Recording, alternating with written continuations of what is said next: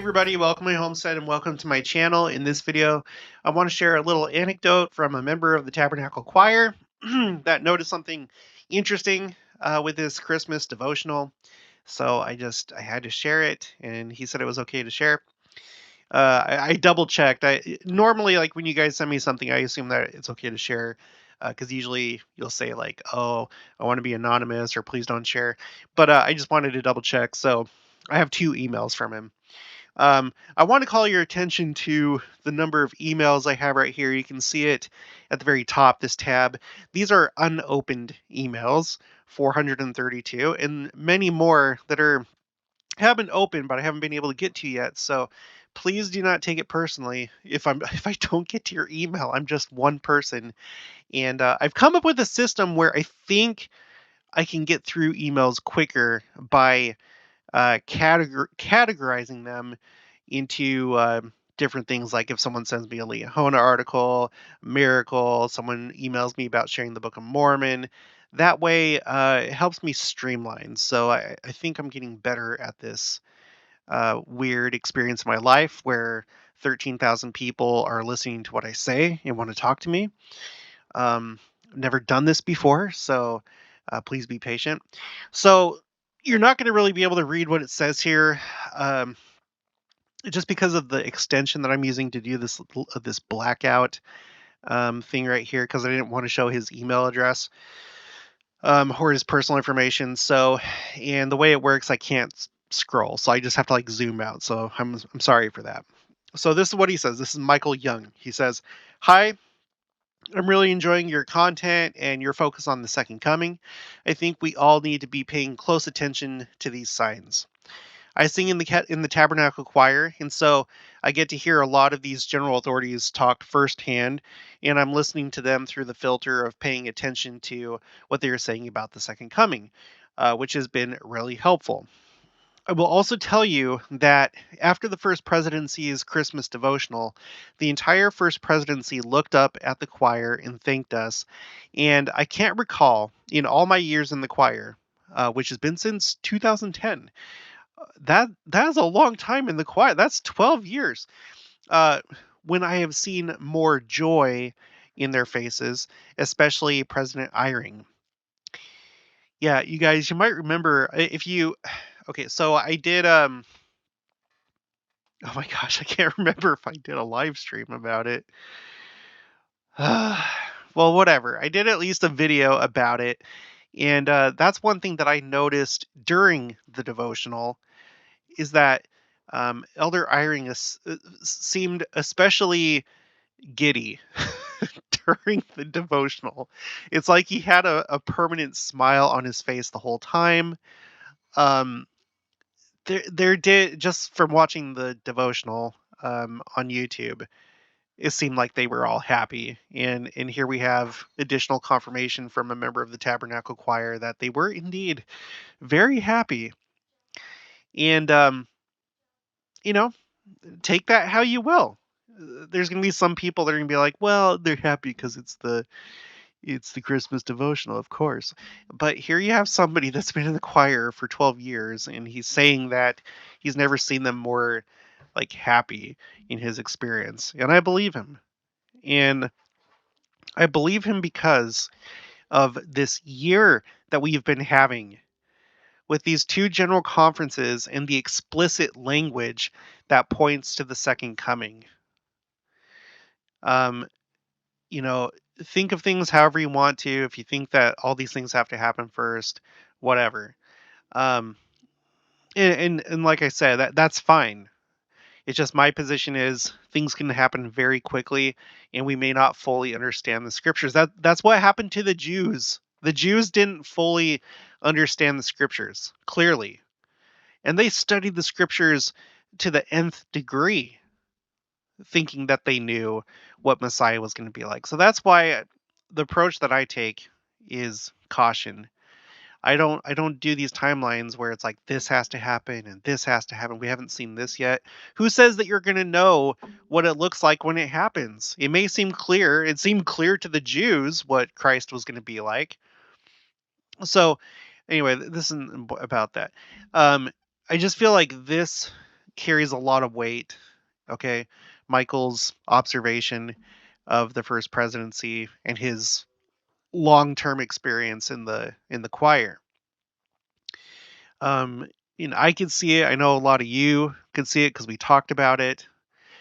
Um, all right, let's continue. He says, it was to the point that it really struck me and made me excited for whatever they are so happy about. Guys, they could be happy about any number of things that are related to the second coming. And yes, I know that there's different appearances. They could be happy knowing that Adam Ondayaman, the general membership meeting, is going to take place soon. They could be happy because they know we're going to be translated soon. They could be happy because they know, big things are in the works for next year. Maybe next year is like a big second coming year as far as like some of these bigger things that we think need to happen. You know, who knows? Who knows? But I'm going to pay attention. Okay, so and then he continues, I shared my first two invitations to read the Book of Mormon today, and for the coming year, I've set the goal to share personally. I've set the goal to share personally, reach out to someone each day in 2023 with an invitation. By the end of the year, I'll have made hundreds of invites, but at the same time, it's an achievable goal. Keep up the good work. Yes, thank you, Michael. Um, I that's how I'm doing it. I can't just like let me go to the tracker.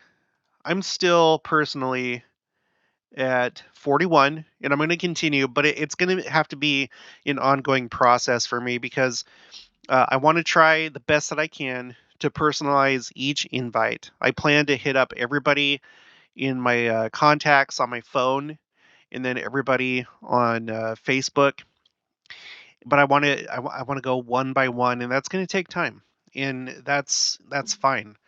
Um, do as the Spirit directs, and just think of what's best for the person that you're sharing the Book of Mormon with. But great, and everybody, please do this. Join this challenge because it helps motivate other people. It's just like it's like a snowball, snowball effect, I think. And then I mentioned before, if you want to sign up to do a Facebook page, Facebook group, Instagram account, Twitter account, make a meme, let me know and I'll put you here. And it doesn't have to be specifically related to my channel. It can just be your own thing. I'm just trying to like encourage people to do more. And so if this gives you the incentive, then let me know and I'll put your name here. Okay, now his next email. So I was like, okay, are you sure it's okay if I share this? And this is what he said. Absolutely, please share. We had our Christmas concerts this week, and all three of the first presidency came. I actually ran into President Oaks and his wife backstage, and they just radiated joy. It was wonderful. We always end our concerts with a song that talks about the Savior's first coming, but then points to his second coming. Now that's interesting. Called Angels from the Realms of Glory. Here's one version from a previous year, and then there's a link, and I'll put that link in the description below. The final two stanzas always make me think of the second coming. And by the way, I do want to give credit to Bob D because he pointed this out to me. He was thinking that what is, because this song sounds like another one. Um,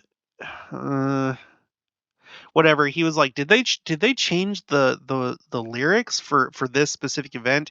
It turned out no, they didn't change the lyrics. It's from like, I don't know if this is like an older version, Angels from Realms on Glory, or if it's just a similar sounding song.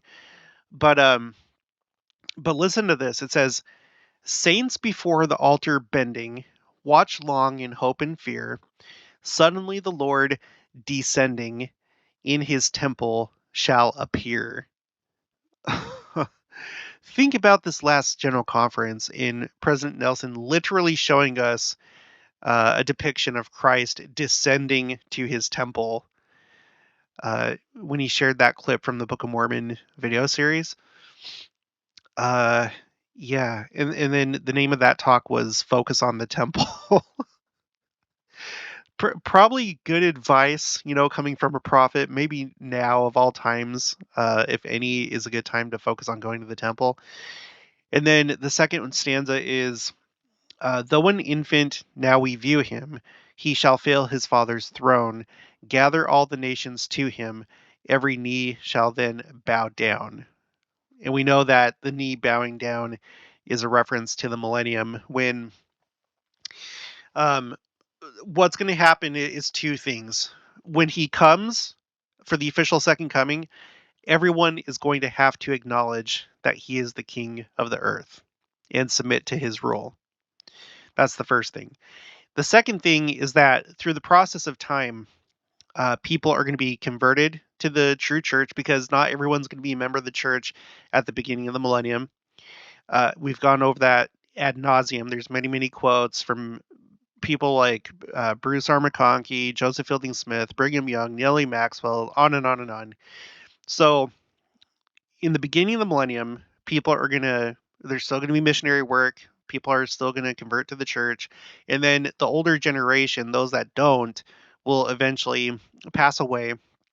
And at some point during the millennium, probably still like toward the beginning, maybe the first couple hundred years. At that point, everybody will have been either converted or will have passed away. And so at that point, all knees shall bow. So there's kind of like two things to knees bowing. Okay, and then Michael says, I've been singing it for 15 Christmas concerts now, and I feel like that actual day is getting nearer and nearer. I think we'll be singing about these events in present tense soon. It's an exciting time to be alive. Oh my gosh. Yeah. Yeah. Well, and if it were to happen, or if something was to happen, whether it's Adam on Diamond or whether it's the like official second coming itself, whatever. Um, it's interesting because this next general conference, what they have planned is let's see, Worldwide Choir, April 2023 General Conference. I did a video about this. Um,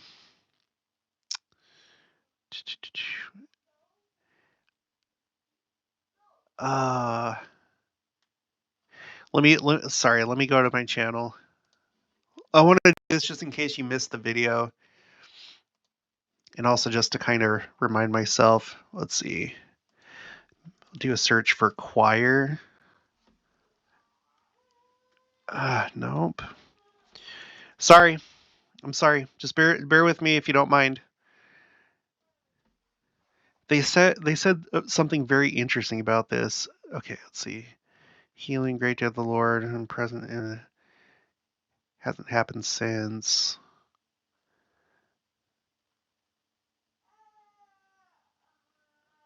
How long ago was this? Essentially, what they're doing is they're putting together a special choir for this next general conference, April 2023, and they're going to draw from all these different countries, and it's meant to be like a kind of like a global um, choir, and it's supposed to be a special thing. And in the article, it says, we don't know, this may just be a one-time event potentially. And I was thinking about the idea of that'd be interesting if they mean for like when Christ comes, whether it's Adam on Diamond or the official second coming, the very next general conference, having it be so fitting that they would have a worldwide choir, representing the world, at a time when Christ has come. Yeah, I do not know where in the world it is. Anyway, if I find it, I'll put it in the description below. It's titled something like "This may be a one-time event." So whatever. Okay, well, let's see. Was there anything else? No. Okay, so thank you, Michael Young, for sharing your insights and your experience. That's exciting to know. You know that they were all happy, like very happy, even off the cameras. They were happy for some reason, and hopefully we'll find out soon. Hopefully we'll find out soon. Okay, well that's going to be it for this one. If you haven't already, please make sure to subscribe, like this video if you liked it, leave your thoughts and opinions down in the comments below.